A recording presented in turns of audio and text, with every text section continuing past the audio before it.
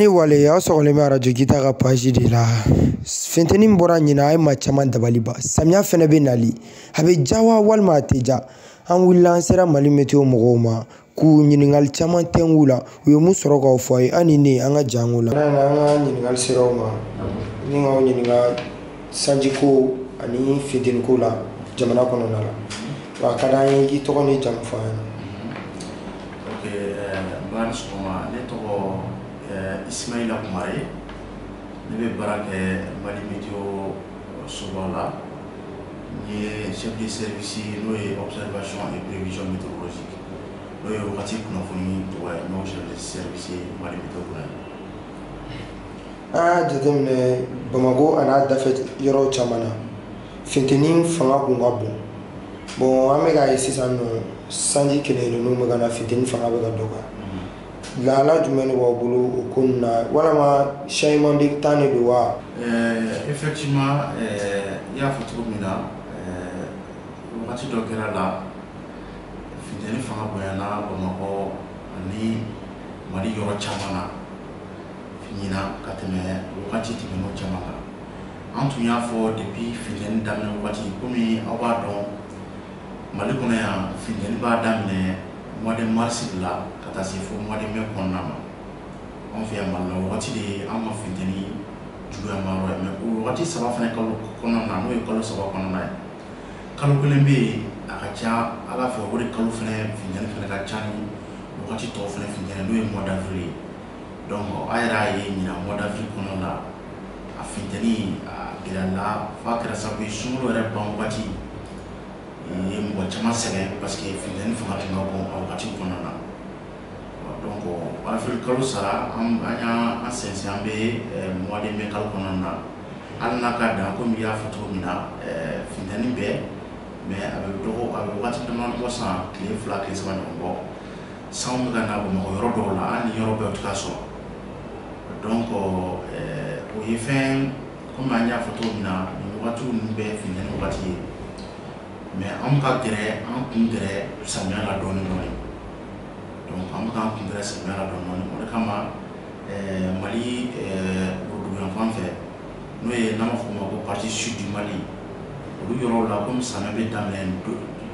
daminɛ ka kɔn ka tɛmɛ sanfɛla Mali sanfɛ mara kan n'o ye ka taa Kayi maraw ni Mopti maraw ni ka taa se fo Tɔnbukutu ni Gao ni Kidali ma parce que samiya fɛ sumaya bɛ daminɛ Sikaso mara la ka yɛlɛn dɔɔnin de. Donc o de b'a to nin wagati in na sisan hali n'a ye kunun jateminɛ kunun tun ye mai kalo tile saba ye san nana Sikaso mara ni Buguni mara la a sera Kulukoro partie dɔw la Bamakɔ yɛrɛ ye quartier dɔw ye san sɔrɔ. Donc an bɛ k'an kun don samiya de la dɔɔnin dɔɔnin o de bɛ ka to an bɛ ka ji kelen-kelenninw sɔrɔ nin wagati in na sisan. Donc o ji in de bɛ ka kɛ sababu ye o bɛ dɔ bɔ funteni fɛnɛ kisɛ in fɛnɛ fanga la. Donc mais ni yɔrɔ minnu na misali la i b'a fɔ Kayi maraw la ani Mopti maraw la olu ka tɛ ka ji sɔrɔ ten kosɛbɛ fɔlɔ pour le moment. Donc funteni bɛ continuer ka kɛ olu fanfɛyɔrɔ la ka tɛmɛ Mali woroduguyan fan kan. Cikan dilen minnu bɛ di jamana kɔnɔdenw ma est-ce que a cikan ninnu tilennen don kosɛbɛ? Météo bɛ kunnafoni min di jamana kɔnɔdenw ma météo ka kunnafoni jɛlen don komi an yɛrɛ b'a dɔn mɔgɔ caman bɛ yen bi fɔlɔ mɔgɔw tun tɛ météo kunnafoni suit ten kosɛbɛ mais bi an bɛ yɔrɔ min na sisan wagati yɛlɛma kɔlɔlɔw minnu bɛ ka kɛ sisan ni météo ye kunnafoni fɛn fɛn di mɔgɔw dalen bɛ météo ka kunnafoni na kosɛbɛ an bɛ wagati min na sisan i b'a ye ni météo ko san min na k'a ji bɛ caya i b'a ye mɔgɔw b'a fɔ a y'a kɔlɔsi dɛ météo y'a fɔ kunun sɔrɔ a télé la k'a fɔ ko sanba bɛ na. Donc o b'a yira k'a fɔ mɔgɔw bɛ ka baara kɛ ni an ka kunnafoni ye. Donc o b'a yira k'a fɔ kunnafoni jɛlen don parce que ni kunnafoni jɛlen tɛ mɔgɔ tɛ baara kɛ n'a ye. Donc sisan mɔgɔw bɛ ka commencer wagati yɛlɛmana donc on est obligé nin wagati in na ka baara kɛ ni météo ka kunnafoni parce que baara fɛn foyi tɛ yen bi anw fɛ jamana in kɔnɔ yan a mana kɛ fɛn o fɛn ko ni i b'a baara kɛ ni météo ka kunnafoni t'a la donc a tɛ taa météo ka kunnafoni kɔ. Donc o de b'a to sisan mɔgɔw bɛ météo lamɛn kosɛbɛ an bɛ kunnafoni minnu di mɔgɔ caman sɔrɔla k'a fɔ kunnafoni jɛlen don ko foyi t'a la kunnafoni jɛlen don u bɛ ka baara kɛ n'a ye donc danaya bɛ k'anw nimisi wasa anw bɛ continuer o de fɛ ka jamana kɔnɔdenw la parce que météo ka baara ye jumɛn ye ka jamana kɔnɔdenw n'u bolofɛn kisi parce que an ka kunnafoni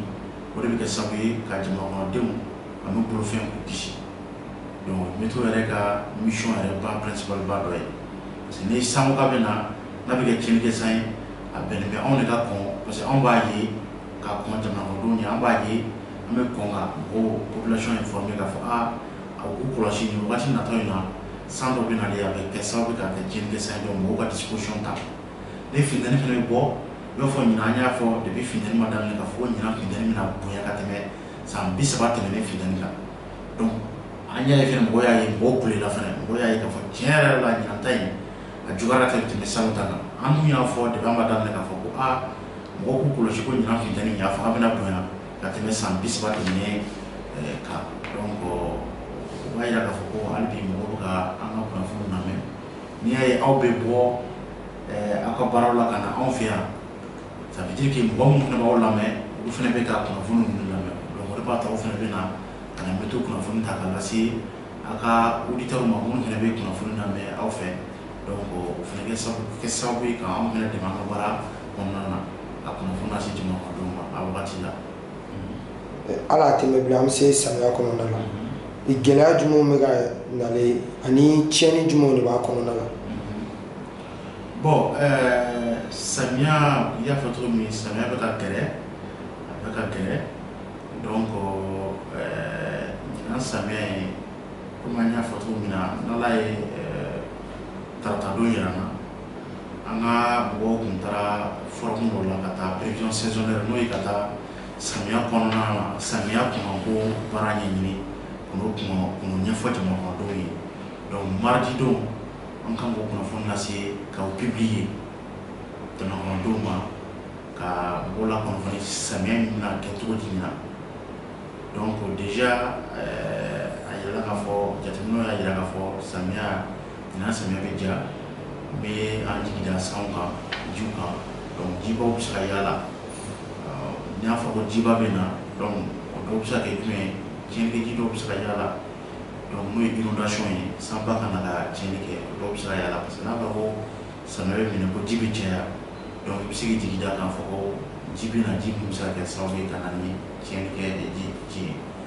donc mais n'a wagatiw bɛ se an bɛ kɔn ka kunnafoni di jamana kɔnɔdenw ma k'u la kunnafoni k'a fɔ a k'u kɔlɔsi nin wagati nata in na san dɔ bɛ na a bɛ se ka kɛ tiɲɛni kɛ san ye pour que mɔgɔw ka se k'u bolofɛnw u yɛrɛ n'u makara cogo min na ka kisi tiɲɛni cogo la. Ladilikan jumɛn de b'i bolo ka lase jamana kɔnɔden bɛɛ lajɛlen ma. Bakuruba la kuma kuncɛ la an bɛ se ka mun fɔ hali bi mɔgɔw ka to météo kɔ mɔgɔw ka to météo kɔ ka kunnafoni an ka kunnafoniw lamɛn an bɛ kunnafoni minnu di mɔgɔw kana bila bolo kɔfɛ fɛn ye u ka minɛ u ka baara kɛ n'a ye ça bɛ kɛ sababu ye ka niw kisi k'i bolofɛnw fana kisi tiɲɛni ma donc météo ka kunnafoni jɛlen don komi n y'a fɔ kuma kɔnɔna na cogo min na donc hali mɔgɔw ka u sɛgɛnnen ka to météo ka kunnafoni na surtout komi an y'a fɔ samiya bɛna daminɛ donc an bɛ kunnafoni min fɛn fɛn di a bɛ di télé dɔ kan a bɛ di bɔlɔlɔw kan bɔlɔlɔsiraw fɛ donc mɔgɔw ka lamɛn u ka baara kɛ n'a ye a bɛ kɛ sababu ye k'u tiɲɛni dɔ bɔ tiɲɛni cogoya la donc o ye an b'o kunnafoni ba di ani ni samiya sera mɔgɔ minnu bɛ kɔkɔbolo kɔnɔnaw la ni mun bɛ se ka kɔkɔbɔna bila parce que n'a fɔra ko ji bɛ na ko ji bɛ caya donc i b'a sigi k'a fɔ mɔgɔw bɛ fa kɔkɔbɔw bɛ fa bon ni e ka so bɛ kɔkɔbolo kɔnɔnaw fɛ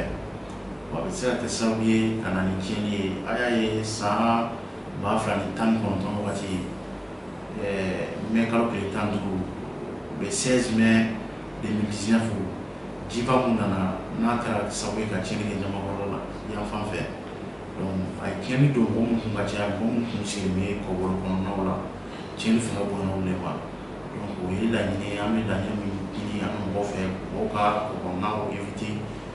parce que a y'a ye changement climatique bɛ ka na ni kɔlɔlɔ de ye changement climatique yɛrɛ ko cogo di ko dɔ bɛ fara fɛnw fanga de kan